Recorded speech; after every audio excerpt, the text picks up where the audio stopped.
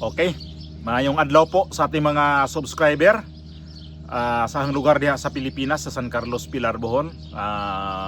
Mayong ang adlaw din sa inyong lahat dyan, buong Pilipinas, mga kapwa OFW, sa ating mga subscriber. Sa mga subscriber ko nandito po lagi, marami pong salamat sa inyong tiwala at pagsuporta lagi sa ating YouTube channel. God bless po sa ating lahat. O diretso sa topic, ito yung topic natin ngayon. I-share ko lang ho sa inyo na siguro napanood niyo yung balita kaya kanina, kahit ako napanood ko yung balita sa mga mainstream media na mayroon daw order ang ICC na itong si former President Duterte ay mahigpit na binabantayan ngayon sa ICC kasi nga daw nagkaroon kasi ng time na bumagsak itong dating Pangulo, yung Pangulo natin na sobrang inapi nitong gobyerno na tong Bongbong Marcos. So, ito yung sinabi ni spokesperson ni dating Pangulong Duterte, itong si Harry Roque. Magandang araw po sa inyong lahat ha. Nako, kakalabas lang po ng kumpirmasyon ng International Criminal Court Registry na totoo po natutumba na si Tatay Digong habang siya po ay nasa detention. Naglalakad, natutumba, nung minsan tumama ang ulo. Actually, ako po yung sa tingin ko kauna-unahang nakalaman na natumba si Tatay Digong, tumama ulo, dinala sa ospital, pero hindi binigyan ng abiso ang pamilya. Ang hindi ko maintindihan, bakit hindi naman nawawalan ng bisita si Tatay Digong na kanyang mga pamilya, and yet, nangyayari itong mga pagtutumba, tumatama ulo, hindi pinagbibigay alam kay Tatay sa pamilya. No? Now, ang nagsabi po sa akin dyan na isang nagtatrabaho sa loob, no? At medyo nahiya nga siya o natakot na sabihin sa akin na baka naman hindi alam nila VP na nahulog nung minsan si Tatay Digong, tumama ang ulo, dinala sa ospital. At yun nga yung napabalita na linabas siya at dinala sa ospital. Pero hindi nga nila isinasa publiko na ang dahilan ay tumatama ang ulo sa sahig. Now, ngayon, ang linabas na report ng registry ay totoo. Tumutumba si Tatay Digong. At ang nakakabahala, hindi lang pala minsan, hindi lang 2 beses, mukhang regular na natutumba na si Tatay Digong habang naglalakad. Kaya ngayon, nagkaroon ng order na imomonitor ng mas masinsinan itong si Tatay Digong dahil nga, miski siya naglalakad lang, tumutumba na at tumataba ang ulo. Ang tanong, ito ba ang tao na kaya pang humarap sa full-blown na paglilitis na ang sabi nila, hindi raw bababa sa 60 ang mga testigo? At ang problema dyan, unlike doon sa confirmation of charges at saka yung mga naunang mga pagdinig na po pwedeng hindi sumipot si Tatay Digong, dito kapag meron ng paglilitis, kinakailangan sumipot siya dahil kinakailangan makonfront niya mga witnesses at saka mga witnesses, makonfront din siya. Yan ba ang tao na kaya pang harapin na hindi na makalakad ng tama at tumutumba? Sa tingin ko, panahon na rin para ang pamilya pag-isipan. Ano ba talaga ang pananagutan ng ICC na paulit-ulit na palang natutumba si Tatay Digong, hindi pinagbibigay alam kita sa pamilya? Ano ba ang mga naging epekto initong paulit-ulit na pagtutumba at tumatama ulo sa kanyang pag-iisip? Meron na bang pananagutan ng ICC dahil nga alam naman nila na bilang 82 anyos na tao, kinakailangan mas masinsinan ng pagbabantay dyan dahil pa sa kanyang ordinaryong paglalakad, natutumba na siya. Sa tingin ko po walang immunity ang ICC. Wala pong immunity yan, hindi yan estado. So kung talaga mapapakita natin ang pabayang ICC at patuloy nilang kinukulong ang Tatay Digong na hindi na kaya talaga humarap sa ganitong mga paglilitis at may mangyari sa kanya, at sana naman wag na nating antayin ang pangyayari sa kanya, talaga magkakaroon ng pananagutan ng ICC.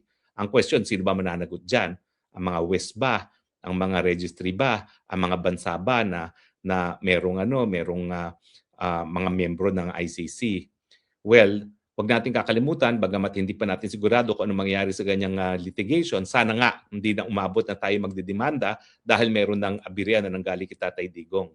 Ngayon pa lang, sana masusi ng pag-aralan ng bagong trial chamber kung kaya pa ni Tatay Digong na humarap sa mga paglilitis na ito. So ganun pala, kanina, ang sinabi lang sa balita kanina ay kailangan daw bantayan ng maigi ng personnel ng taga-ICC itong si dating Pangulong Duterte kasi nga daw sa edad niya na, tapos kailangan talaga may nakaalalay sa kanya kasi nagkaroon na pala talaga tong ilang beses ng bumagsak, at hindi lang yung bagsak na nakakatakot kasi nabagok ang ulo. Dati nabalita kasi rin to dati, tapos dinala sa hospital, tapos hindi sinabi rin to sa mga pamilya ni dating Pangulong Duterte, dito sa mga anak, dito sa asawa, hindi rin sinabi dito sa ICC, tinago nila. So itong ICC, mga pisting yawa to, itong ICC. Kung nakita ninyo yung balita din na mayroon pala silang nililitis ho dyan na 92 years old na doon din namatay sa loob mismo sa detention ng ICC. At hindi yun naibalita sa mga mainstream media. Nakita ko yun na nagkaroon ng doon namatay itong 93 years old na nililitis pa nila. 92. Tapos si Pangulong Duterte mga 80 plus. Ngayon, itong ICC, may puso ba talaga ang mga nito? Akala ko sila human right ang pinaglalaban nitong mga punyimas nito. Bakit sila sa ganitong edad pilit talaga nilang lilitisin ito si Pangulong Duterte, na alam naman nila na hirap na ho itong kumilos. Kahit ka dito nung bago yun dinala sa ICC, nakikita natin to, nakabaston na nga lang to At mayroon siyang mga tinatanong sa kanya noong pumunta to sa Quadcom noon, na mayroon siyang mga hindi niya masyadong matandaan ang mga sinasabi niya. Tapos iniisip niya pa. So makikita natin dito, 81 ang edad niya. Hirap na talaga to. Kumbaga, kailangan na talaga to ng caregiver. At saka yung mga balita ho dito, may mga post doon patungkol ho dito kay Pangulong Duterte. Sabi niya, bring him bone. Yun ang may nagko-comment ng ganun. Sa nagko-comment na mga ganyan na abo na iuwi, si Pangulong Duterte hindi natatakot na doon siya bawian ng buhay sa sa ICC. Mas gustuhin pa niyan doon siya mamatay sa loob mismo ng ICC kaysa i-convict siya. So ngayon, delikado ho ang sitwasyon na talaga nitong Pangulong Duterte. Hindi lang sinabi ng ICC na itong si Pangulong Duterte hindi nakakayanin, paglitisin talaga nila. Kaya siguro, itong si Bato de la Rosa, yan talaga ang pilit talaga nilang huhulihin para ipamalit dito kay Pangulong Duterte kung sakali man na mawala si dating Pangulong Duterte, kasi alam ng mga ICC yan na hindi magtatagal na si Pangulong Duterte.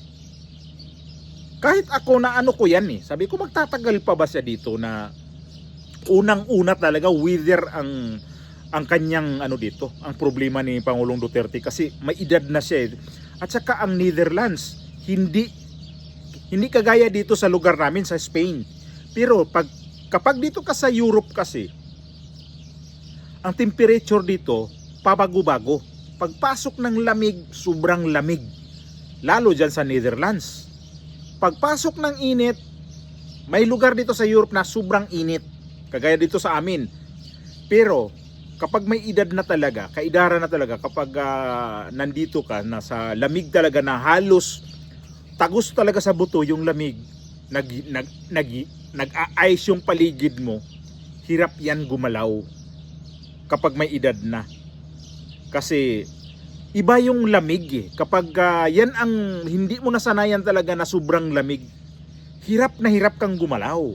Kasi lalo ganyan, ilang damit ang isusuot mo, lalo kasi sa may mga edad. Yung mga tao nga dito, sanay na sanay sila sa lamig. Ilang damit ang sinusuot nila, ang kakapal pa yan. Si Pangulong Duterte pa kaya na sa Pilipinas hindi naman tayo malamig na na bansa. So itong ICC, pilit nila itong si Bato de la Rosa na hahatakin. Kasi kapag nawala si Pangulong Duterte, hindi nila malilitis yan eh. Hindi nila makukonvict yan eh. Kasi ayaw ni dating Pangulong Duterte na i-convict siya dyan. Kasi i-convict naman talaga siya. Kasi yan ang gusto ng taga-ICC. Di ba sabi ko nga, pilitin talaga nila na hahatulan nila nandyan ikulong itong si Pangulong Duterte kasi gusto nila mapabango pa itong ICC kasi daming galit kasi nito. O yung namatay nga na 90 plus, hindi nga yun nabalita, hindi naibalita yun eh sa mga mainstream media. Punita tong mga mainstream media ngayon sa Pilipinas ha. Kung nanonood ako sa mga mainstream media, yung mga nangyari ngayon kay Bato de la Rosa, yan ang tinututukan nila ngayon. Grabe. At isa pa yung mga abogado dyan, nako, abogado ba tong iba dito? Talagang, di ba sabi, ilang libo ang i-deploy na sa buong Pilipinas para lang i-manhunt itong si Bato de la Rosa? Anong klaseng Pilipinas ito? Sus, kung ako lang ang girahin ko na lang tong itong panggobyerno ni Bongbong Marcos kapag ganito na wala tayong pag-asa nito. Hindi tayong pwedeng dipinsahan sa ibang bansa. Para sa akin, sabi ko, pag ganito man lang ako, halimbawa ganyan ako si Bato de la Rosa, ay puta, tabla-tabla na tayo dito. Wala akong maasahan dito. Ito, ang problema nito kung si Bongbong Marcos, kung paano to, na ngayon ang majority dyan sa Senado, kalaban niya yan. Di nag-isip na ngayon yan kung anong pwedeng gawin ngayon dyan sa Senado. Baka mamaya mag-declare ng martial law yan. Ako po, Pilipinas. So balikan natin yung topic kay dating Pangulong Duterte.